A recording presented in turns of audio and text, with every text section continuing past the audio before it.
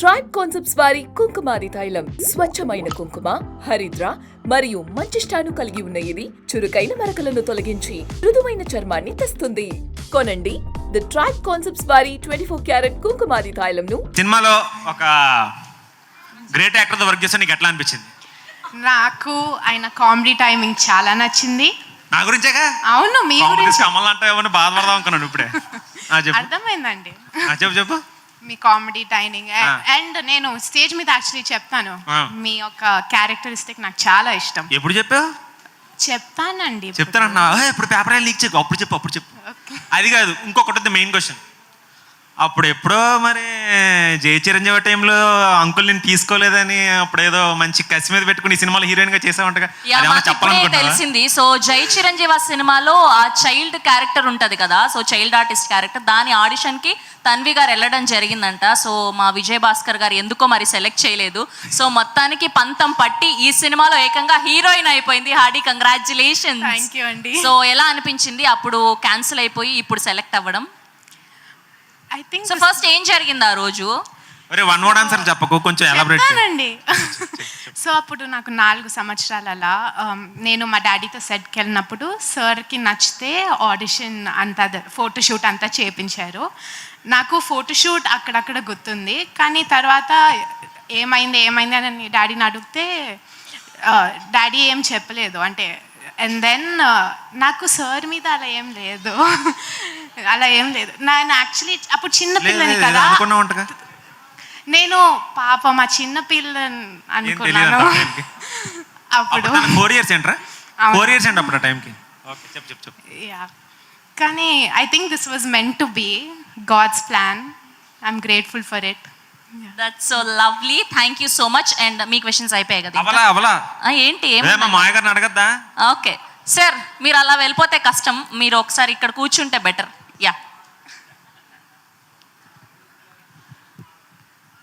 Yeah please.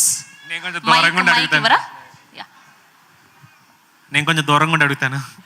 దూరంగానే ఉండాలి, లేకపోతే కష్టం. అదే నాకు కొంచెం భయంగా ఉంది. అంకుల్ అది మైక్ ఆన్ ఉంది కదా ఒకసారి? యా ఉంది. ఓకే అంకుల్, అది వాళ్ళిద్దరిని నమ్మకంగా అడిగేసి నేను అడగలేకపోతున్నాను. ఓకే అడుగుతాను అంకుల్. శ్యామ మీతో కంప్లీట్గా 37 days వర్క్ చేసింది, మీతో ఉంది కంప్లీట్గా. వర్క్ పరంగా మీరు తప్ప మమ్మల్ని కొట్టేవాళ్ళు లేరు, కానీ ఎందుకంటే తను కొంచెం స్ట్రాంగ్గా కమాండింగ్ ఉంటుంది. ఎప్పుడన్నా తన మాట ఎప్పుడన్నా మీకన్నా కొంచెం ఎక్కువ అనిపించింది హై రేంజ్లో? ఎప్పుడన్నా మీ మీద అట్లాగా ఏమన్నా చేసిందా? రోజు అనిపిస్తుందంట. దీని మీద నీ స్పందన ఏంటి నాన్న? చెప్పు నాన్న. ఇంటికి నానా చెప్పు నానా. నువ్వు ఇంటికి వెళ్ళాక మాట్లాడుకుంటా. ఊరికే అడిగానులే. కూర్చో. అదే ధ్రువన్ గారు అడగాలి ఒక్క క్వశ్చన్. లాస్ట్ అయిపోయింది. ధ్రువన్ గారు, మీరేమన్నా అపరిచితుడు సినిమా ఎన్నిసార్లు చూసారండి? మీకు ఏమన్నా మల్టిపుల్ స్ప్లిట్ డిజార్డర్ అలాంటివి ఏమన్నా ఉన్నాయా? ఒకసారి నాకు చెప్తారా దాని గురించి ఏమన్నా? అది నాకు చిన్న డౌట్ ఉంది నాకు. ఇప్పుడు ఇది ఎందుకు వచ్చిందని మాత్రం నాకు మీకు మ్యాటర్ పూర్తిగా అర్థమైపోయింది. ఎందుకు అర్థమైంది? నేను రిలాక్స్ కాదు, మీకేమన్నా మీరు తెలియకుండా డబుల్ పేమెంట్ ఏమైనా కొట్టేస్తున్నాను అందరి దగ్గర? చెప్పండి. ఒకటి చెప్పి లిరిక్స్ ఒకటి కాదు. మ్యూజిక్ డైరెక్టర్ ఏమో ఆర్ఆర్ ధ్రువన్ అంటారండి, ఈయన లిరిక్స్ ఏమో రఘురామ్ అంటారు. ఎందుకు అట్లా 2 పేర్లు పెట్టుకున్నారు? జనాలు కన్ఫ్యూజ్ అవుతారు.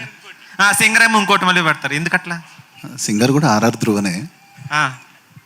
మరి లిరిక్స్ ఎందుకు రఘురామ్ అని పెట్టుకున్నారు? డబుల్ పేమెంట్ ఎక్స్ట్రా పేమెంట్ వస్తుందా? అంటే దానికి ఒక స్టోరీ ఉంది, స్పీచ్లో చెప్దాం అనుకుంటున్నా, సేవ్ చేస్తాను. సరే, లాస్ట్ క్వశ్చన్. పాత ఫార్మాట్లో ఏంటంటే హీరోకి ఒక్కడే ఉంటాడండి సింగర్. వింటేజ్లో ఏంటంటే హీరోకి ఒక్కడే ఉంటాడు సింగర్, ఎందుకంటే ఎమోషన్ క్యారీ చేస్తాడండి ఆ పాటలు కూడా. అతను రకరకాల పాటలు ఉండవు, రకరకాల సింగర్లు ఉంటారు. ఎందుకంటే మనం పాటల గురించి మాట్లాడుకోకూడదండి, కథ గురించి మాట్లాడుకోవాలి.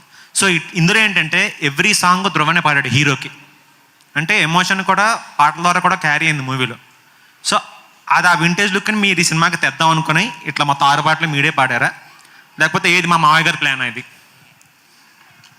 ఆయన బిలీవ్ చేశారు, నేను ఇంప్లిమెంట్ చేశాను. అలా కుదిరేసింది అంటారు అయితే? అంతే. Thank you so much bro. అయితే మీకు విజయ్ భాస్కర్ గారి నుంచి మాక్సిమం అన్ని విషయాలు తెలిసే ఉంటాయి కదా, ఆయన సినిమాల గురించి, ఆయన వర్క్ గురించి. ఓకే, మీకు ఒక 2 క్వశ్చన్లు. Yeah. విజయ్ భాస్కర్ గారు అండ్ వెంకటేష్ గారు కాంబోలో కలిసి చేసిన సినిమాలు ఎన్ని, అవి ఏంటి? 2 నువ్వు నాకు నచ్చావు, మల్లీశ్వరి. పోయింది మావా. మసాలా సారీ 3 మామ సారీ ఫస్ట్ ఆన్సరే తీసుకున్నాం sorry. మేము ఫస్ట్ ఆన్సరే తీసుకున్నాం, పోయింది. ఓకే, ఇంకొక క్వశ్చన్. విజయ్ భాస్కర్ గారి కెరియర్లో ఎంతమంది హీరోస్ని ఇంట్రడ్యూస్ చేశారు, అది ఎవరెవరు, ఏ సినిమాలు? స్వయంవరంతో వేణు గారిని ఇంట్రడ్యూస్ చేశారు, నువ్వే కావాలితో తరుణ్ గారిని ఇంట్రడ్యూస్ చేశారు, ప్రేమ కావాలితో ఆది గారిని ఇంట్రడ్యూస్ చేశారు, ఇప్పుడు మన ఉషా పరిణయంతో శ్రీకమల్ని ఇంట్రడ్యూస్ చేస్తారు. ఇంకొకటి మామ, ఇంకొకటి 5 అడిగాను. యా చెప్పు. క్లాస్మేట్స్తో శర్వానంద్ గారిని ఇంట్రడ్యూస్ చేశారు. నో, మర్చిపోయావు, అసలుదే పోయింది. మెయిన్ది పోయింది, చాలా మెయిన్ది పోయింది. అండ్ దానికి సంబంధించిన వీడియో ఓకే, తుజే మేరీ కసంతో రితేష్ దేశ్ముఖ్ గారిని introduce yeah exactly, that's a correct answer. So మొత్తానికి 5 సినిమాలు కరెక్ట్గా చెప్పేశారు. యా, దాన్ని బేసిక్గా మర్చిపోయారు ఆయన, సో అట్లా అందుకనే ఈ పేరు చెప్పారు. యా, ఇంకా అప్పటికే చాలా రాంగ్స్ వచ్చాయని ఆ ఒక్క ఆన్సర్ని పరిగణలోకి తీసుకొని మేము క్షమించేసాం. నేను బుక్ మై షో అయిపోయే వాళ్ళని నాకు అర్థమైపోయింది. ఓకే, నువ్వు ఆన్సర్ చెప్పేసావు, నేను ఇంకొక క్వశ్చన్ అడుగుదాం అనుకున్నా, ఇంకా చెప్పేసావు ఆయనని, బాలీవుడ్ సినిమా పేరేంటి అని. కాబట్టి ఇంకా Tujhe Meri Kasam. Yeah, thank you so much. నా మీద కోపం పెట్టుకోద్దా, ఫ్యామిలీ వాళ్ళు ఇంటికి వెళ్ళిన తర్వాత కొట్టే ప్రయత్నాలు ఏం చేయకండి. ఏదో ఇటు చెప్పాలా? ఓకే.